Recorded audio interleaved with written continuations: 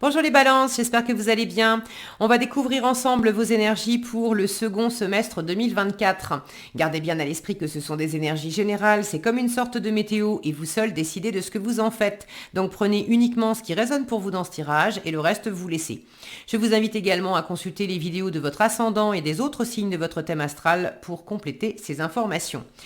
Ici, l'énergie qui va accompagner votre vie active, alors c'est professionnel, mais pas que, c'est toutes les activités qui constituent votre quotidien. Donc votre vie active, votre vie relationnelle, sentimentale, amicale, familiale, toutes les relations. Votre vie intérieure, comment vous vous sentez, où vous en êtes, ce que vous voulez. Bref, vous. La force qui vous soutient, le challenge à relever, le conseil du tarot pour appréhender au mieux ces 6 mois et un message de votre ange gardien. Les jeux que j'utilise pour ce tirage sont les mêmes que j'avais utilisés pour le premier semestre. Ça fait une continuité, c'est le Gregory Scott Tarot et l'oracle communiqué avec son ange gardien. Et vous retrouvez pour finir sous la vidéo en description le lien pour les guidances personnalisées si vous avez envie de tenter l'aventure d'en faire une avec moi. Alors, on est parti. Vous avez le pendu, l'ermite, la mort, l'étoile, le roi de coupe et le page de bâton. Et bédidon. 6 cartes, 4 arcanes majeures, déjà. Que des arcanes majeures dans les 3 sphères, vie active, vie relationnelle, vie intérieure. Une dans la force, et pas n'importe laquelle, l'étoile, s'il vous plaît, qui vous dit que vous êtes guidé, vous êtes protégé, vous pouvez croire en vous, croire en l'univers, vous êtes soutenu, c'est la réalisation des rêves, c'est également la guérison, le repos, le ressourcement. Parce que ici, j'ai quand même, dans les 3 sphères, des choses de la métamorphose. Voilà, je cherchais le nom. Dans votre vie intérieure, la mort, transformation, métamorphose profonde, je reviens dessus après. Le pendu dans la vie active, vous vous sentez peut-être entravé, empêché, peut-être un besoin, c'est peut-être vous qui faites délibérément pause parce qu'il y a un tel besoin de repos, de ressourcement, de vous réparer, de retrouver votre souffle. Ça peut être aussi une sensation d'être entravé, limité dans votre vie active et de pas y arriver. Et là, ça vous demande quand même de lâcher prise, d'observer les choses différemment, d'observer comment vous êtes peut-être accroché à un fil à la patte en ayant l'impression que c'était l'extérieur qui vous empêchait, mais vous vous êtes empêché vous-même. Donc il y a quand même quelque chose qui n'avance pas, qui ne veut pas avancer, qui ne peut pas avancer, subi, voulu, peu importe, mais il y a quelque chose qui n'avance pas, il y a des délais dans la vie active. Et là, on avance, mais alors lentement dans la vie relationnelle, et c'est aussi beaucoup de sagesse. Ici, on vous invite à voir les choses autrement. Alors une invitation, mais vous êtes peut-être justement là-dedans, à regarder les choses différemment dans votre vie active et en même temps dans le relationnel, beaucoup d'introspection, de travail sur vous, de la solitude quand même. Un ermite dans la vie relationnelle, on n'est pas dans des grandes expansions, dans beaucoup de rencontres. Ça ne veut pas dire que vous allez passer 6 mois dans une grotte et voir personne, c'est pas ça non plus. Mais le côté relationnel, il est quand même fortement teinté par un besoin primordial de voir clair en vous. Pour pouvoir mieux interagir avec les autres, vous avez besoin de voir clair en vous. Vous avez besoin d'éclairer le chemin parcouru dans votre vie relationnelle aussi. Vous avez besoin de sentir où est votre vraie place. Quel est votre vrai chemin? Donc il y a quand même un repli, des moments sans doute en pointillé, des moments où vous allez plus être en contact avec les autres et d'autres moments où vous allez plus vous replier sur vous, revenir dans votre silence, revenir dans cette introspection. L'un n'exclut pas l'autre d'ailleurs non plus parce que pour ceux qui ne savent pas encore, je suis balance aussi. Le côté ermite, je le connais bien parce que je suis très ermite. Alors c'est pas le propre non plus de toutes les balances et voilà, mais c'est pour vous donner un petit peu de contexte. Et en même temps, les balances sont souvent très sociables et je le suis aussi. J'ai un bon contact avec les gens et j'aime bien parler avec les gens. Mais en bonne balance, qui a deux plateaux et qui trouve l'équilibre, ça peut paraître paradoxal, mais je sais vivre de l'intérieur, à la fois le fait d'être avec les autres, d'interagir, etc., tout en ayant une énergie d'ermite intérieure, c'est-à-dire que je peux être dans un cercle social, je suis là et je suis pas là, ou je suis là pour une part et pour une autre part, je vais pas montrer, je vais pas dire, alors les balances, je pense, savent faire ça. Il y a sans doute pas que les balances qui savent faire ça, mais ça me vient. J'ai la sensation qu'il y a un peu de ça, de trouver, d'éclairer aussi votre place entre les moments où vous êtes seul et vous êtes très bien avec vous-même et les moments où vous êtes plus en relation avec les autres. Mais quand vous êtes avec les autres, est-ce que vous êtes vraiment avec les autres?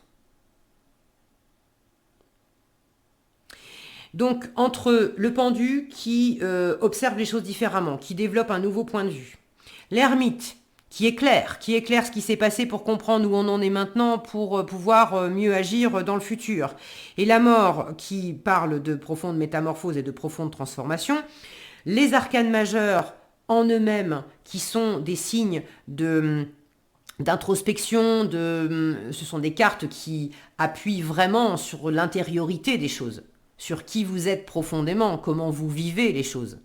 Là où les arcanes mineurs vont plus donner des indications dans le comment vous vivez les choses dans le quotidien.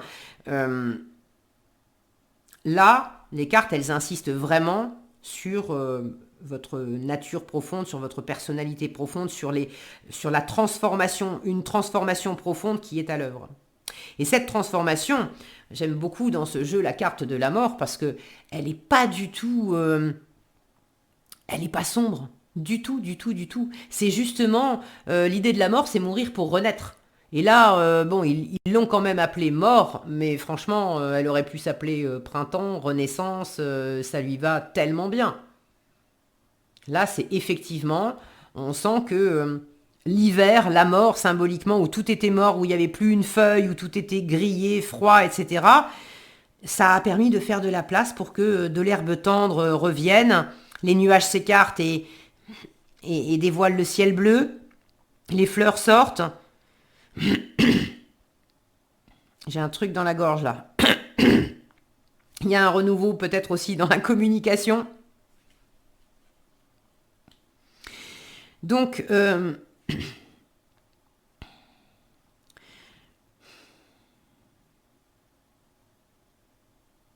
vous avez une transformation. Cette transformation intérieure, j'ai l'impression que elle se répercute sur la vie active et sur la vie relationnelle. Là où vous vous êtes peut-être senti dépouillé, dans le brouillard, dans le sombre.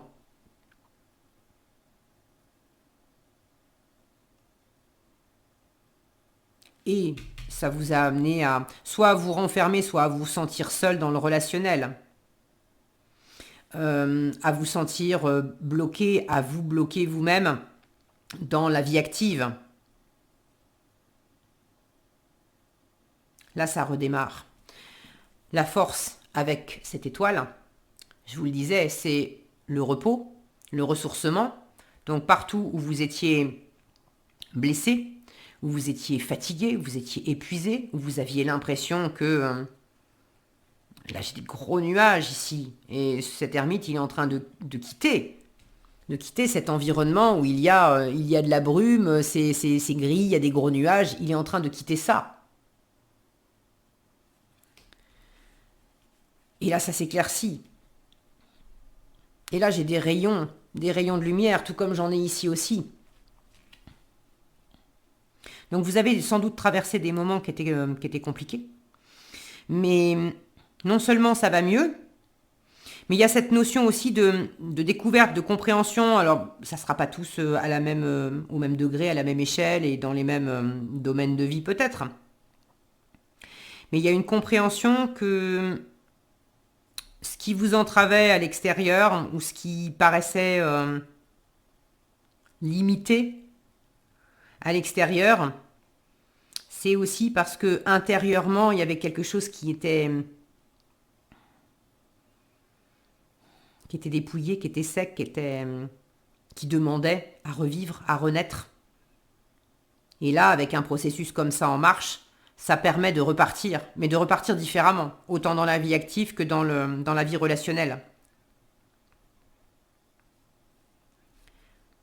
J'ai pas le jugement qui apparaît dans vos cartes, mais j'ai comme l'énergie du jugement qui parle de renouveau, de résurrection, etc. L'addition de ces cartes-là me fait un peu sentir ça. Vous avez la possibilité de réaliser vos rêves,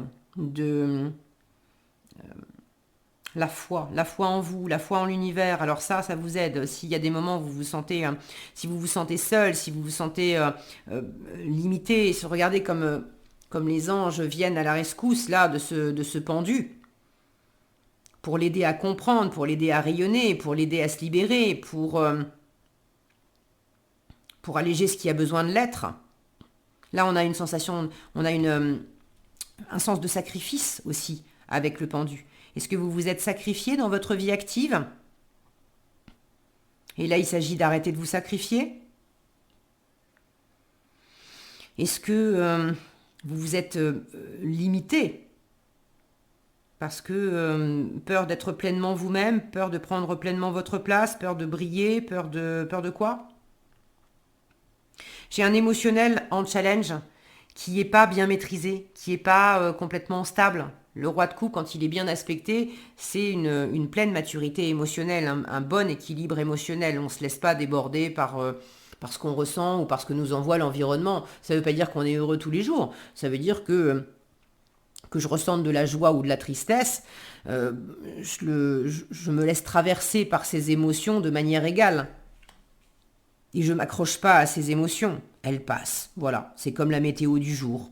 Un jour, il y a du soleil, le lendemain, il y a de la pluie, ok. Quand il y a du soleil, je suis contente, mais quand il y a de la pluie, je vais pas non plus je suis pas plus contente ou moins contente qu'il y ait de la pluie ou du soleil. C'est juste que je vais pas profiter de ma journée de la même façon. Et puis, les éléments vont pas apporter les mêmes choses. Il y a des moments, après, j'habite dans le sud, et quand on a des périodes de canicule, croyez-moi que quand la pluie elle arrive, je suis super contente. Je suis super contente. Donc là, il y a quelque chose qui est pas complètement fluide dans l'émotionnel. Est-ce que vous avez un petit peu de mal aussi à exprimer vraiment librement ce que vous ressentez? Le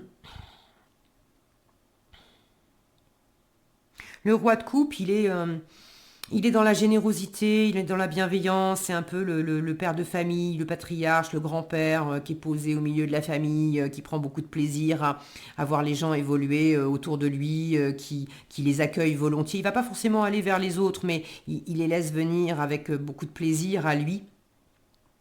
Est-ce que vous avez un peu de mal à profiter de votre environnement, à laisser venir les gens à vous?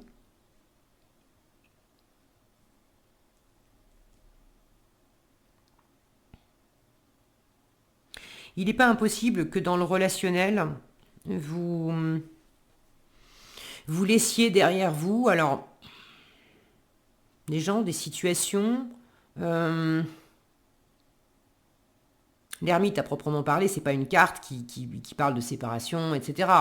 C'est une carte qui parle plus, effectivement, de solitude, d'isolement, de faire ses affaires dans son coin, mais pas réellement de quitter. Maintenant, c'est la représentation qui en est faite On a ce jeune homme qui semble s'éloigner du village, du clocher, etc. Donc symboliquement de l'endroit peut-être où il a vécu, où il a été pendant un moment. Et puis il est avec son bâton de pèlerin, il est animé par son étoile, par qui il est profondément, par son âme. Il reçoit des signes, il écoute ça.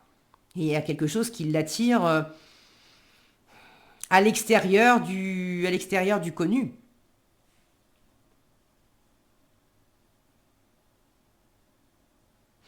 Il n'est pas impossible en fait que cet ermite soit justement non pas un enfermement, mais peut-être aussi le fait de...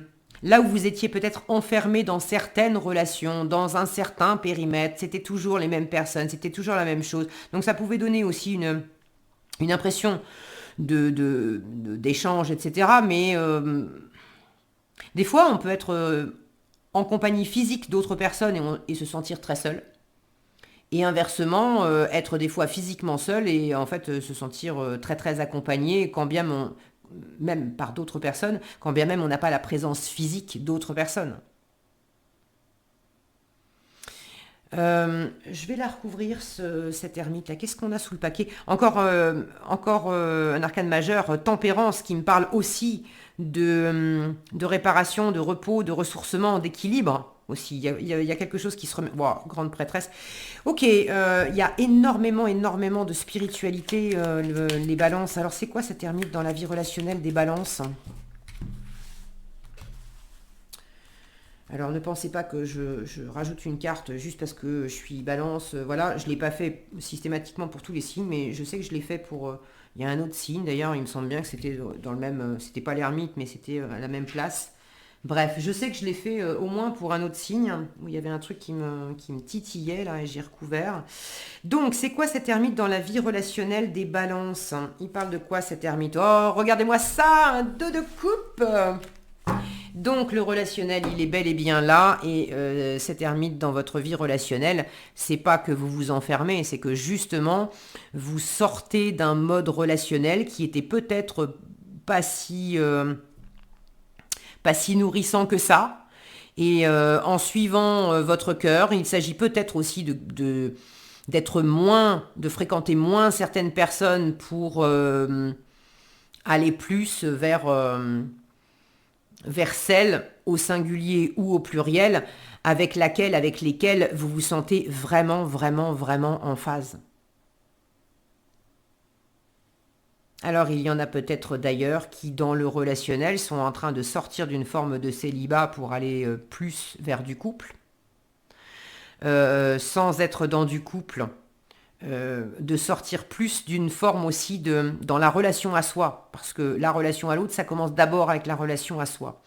Euh, de sortir d'une relation à soi qui était peut-être un peu, un peu, ah, je suis en train de chercher le mot. Ce qui me vient, c'est au régime. C'est pas ce que je veux dire, mais vous voyez l'idée.